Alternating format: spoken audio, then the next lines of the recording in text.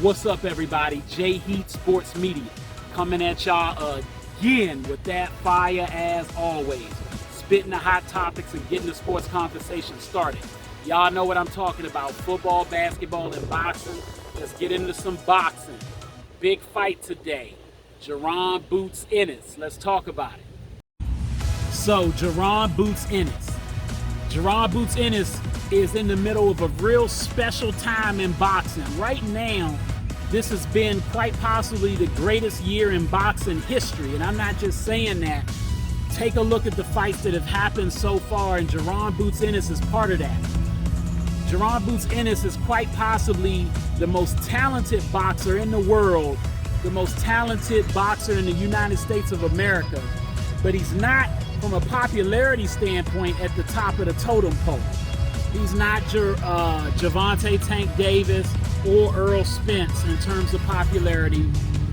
As far as world appeal, he's not Canelo Alvarez or Anthony Joshua or Tyson Fury in terms of the draw he gets. But from a talent perspective, got all the skills. Jaron boots Ennis fighting against Roymond Villa. Roymond Villa stands at 5'7" in the welterweight division. He's got a 70-inch reach. He's fought 26 fights in his career, 27 with one loss, 26-1, 24 by way of knockout. So Villa is a slugger. He puts people to sleep.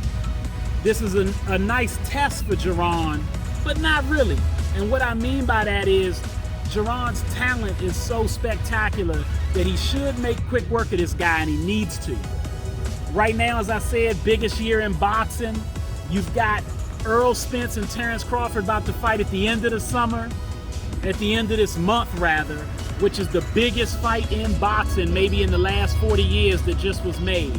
They fight under the same promotional banner. Jaron Ennis fights in that club as well. You also got Canelo fighting Jermell Charlo in September. Tank already fought Ryan Garcia. We saw Benavidez versus Caleb Plant.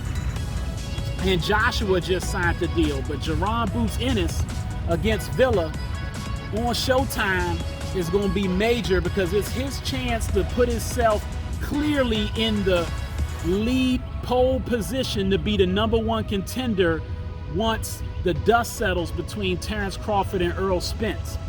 Whoever comes out of this 2 to 3 fight deal that they gonna have going on between those two, Jaron boots Ennis, if he stays on his game and impresses like he's been doing, he'll be #1 for whichever of the belts they leave behind should they go to 154 pounds and not stay at 147 to fight Jaron boots Ennis.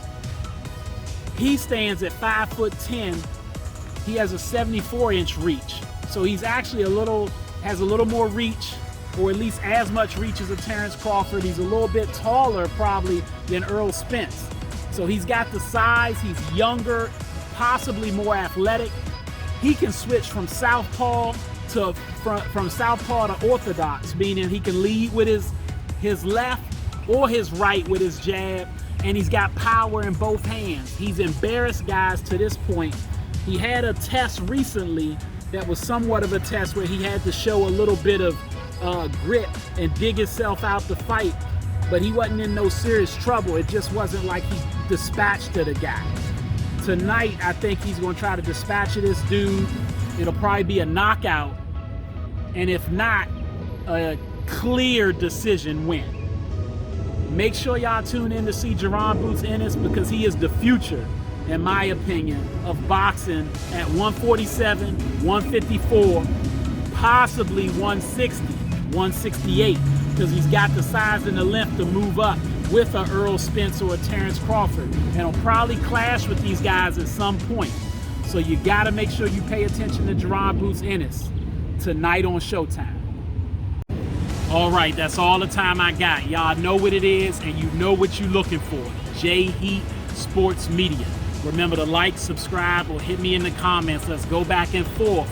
You know, I'm on YouTube, Instagram, at The Vault JMU414 on Twitter, and of course, what's up TikTok? Holler at y'all next time.